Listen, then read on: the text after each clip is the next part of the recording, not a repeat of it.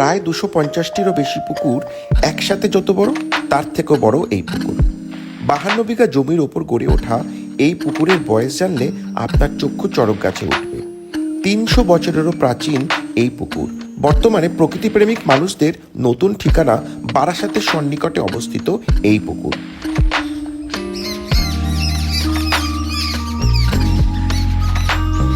বনভোজনে আগ্রহী মানুষের কাছেও বিশেষ প্রিয় ঠিকানায় পরিণত হয়েছে এই সুবিশাল পুকুরের পাশে অবস্থিত বনানী।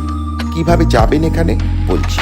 ঐতিহাসিক গুরুত্ব সম্পন্ন এই বিশালাকার জলধারা মাকড়সা পুকুর নামে সুপরিচিত। কেন এই পুকুরের নাম মাকড়সা পুকুর হলো, কিবা তার ইতিহাস? আজ থেকে অনেক অনেক কাল আগের গল্প।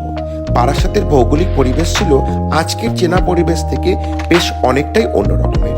সুবর্ণবতী ও লাবণ্যবতী নামে দুটি নদী প্রবাহিত হতো, যা কালের প্রভাবে শুকিয়ে যথাক্রমে সুটিখাল ও নোয়াইখালে রূপান্তরিত হয়। সেই সময় মানুষ পুকুরের জল পান করত, তাই এলাকাবাসীর জলকষ্ট নিবারণ হেতু কাটা হয় এই সুবিশাল পুকুরকে। কোনো এক মকর সংক্রান্তির দিন সম্ভবত এই পুকুর জনসাধারণের উদ্দেশ্যে খুলে দেওয়া হয়। তাই মকর সংক্রান্তির পুকুর থেকে কালক্রমে মকর পুকুর বা মাকড়সা পুকুর নাম পায়, যদিও এই মতের বিপরীত মত রয়েছে। অনেকে বলেন 12 ভূঁইয়ারা মুঘলদের সাথে যে গেরিলা যুদ্ধ করত, তাতে তাদের অনেক জায়গায় অনেক দিন ধরে থাকতে হতো, আজকালকার ভাষায় ক্যাম্প করতে হতো। সেই সময় জলের যোগানের জন্য তারা এই পুকুর খনন করেছিলেন। কেউ কেউ দাবি করেন মাখন সাহা নামে এক ব্যক্তি এই পুকুর নির্মাণ করেন। তার নাম থেকে মাখন সাহার পুকুর অপভ্রংশ হয়ে মাকড়সা পুকুর হয়ে পড়ে।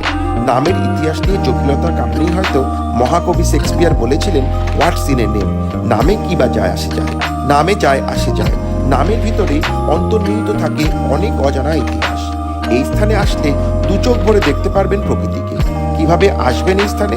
বারাসাত চাপাডালি মোড় থেকে অটো করে সময় লাগবে মাত্র 15 মিনিট, অটো ভাড়া 15 টাকা। এই স্থানে এসে দেখতে পারবেন প্রকৃতিকে দু চোখ ভরে, দেখতে পারবেন অনেক গাছ, দেখতে পারবেন অনেক মাছ এবং অনেক রকমের পাখিকে। দেশ ও নিজের এলাকার প্রকৃত ইতিহাস জানতে